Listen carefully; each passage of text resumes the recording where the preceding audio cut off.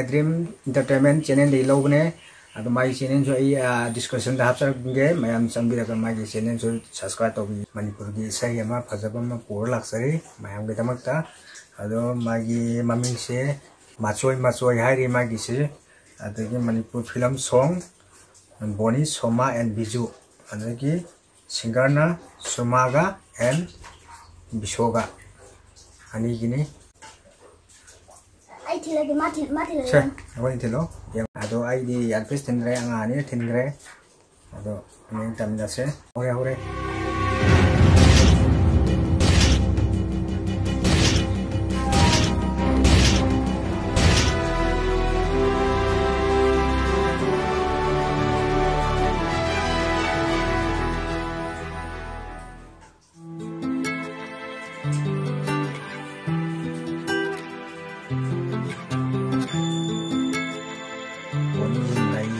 Ini barang naik ya.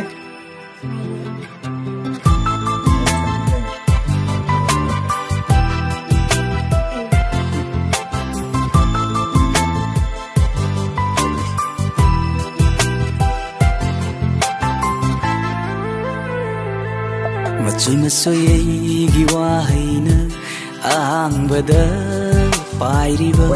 Macui masoi giwaina ahambada pairiba kanai masung langino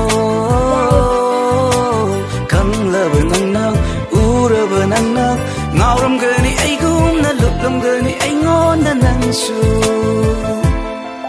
chabun aigi manglana ahambada pairiba chabun aigi manglana ahambada pairiba kanai masung langino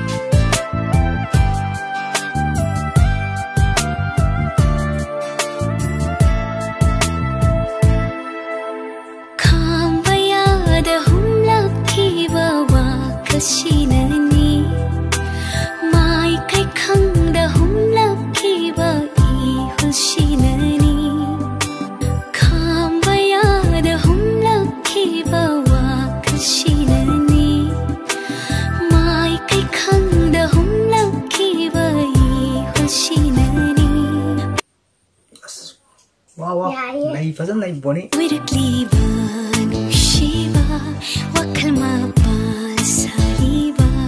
Oi du na leira bara nangi tau nangi nung siba viroi kalla barai famda nangi nung siba malem sinda tung na ye naliba nung si lai nam se ai gi sarup tung rabaso ngai kini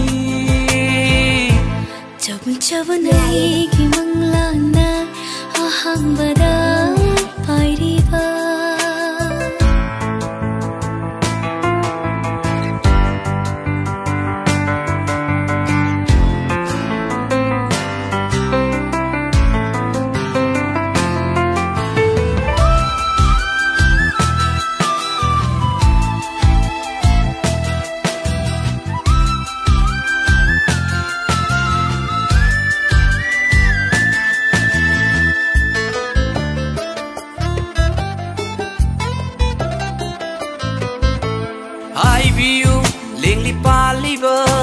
I view noi ginaronda I view lengli paliba I view noi ginaronda tamoya magi nung sibana mapang kangana mangkrabada kari oi ni tamoyada I view chabun ai gi manglana ahambada pairiba chabun ai gi manglana ahambada pairiba kanai masung langino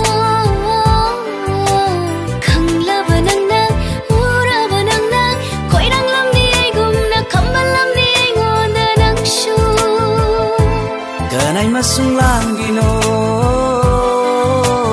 kanglaba nangna uraba nangna ngauram gani aigum na luklam gani aingon na nangsu Saya pada kata like to biramo, saya ada subscribe to biramo, comment to biramo, atau matang aja dah video sudah selesai lagi. Okay, bye.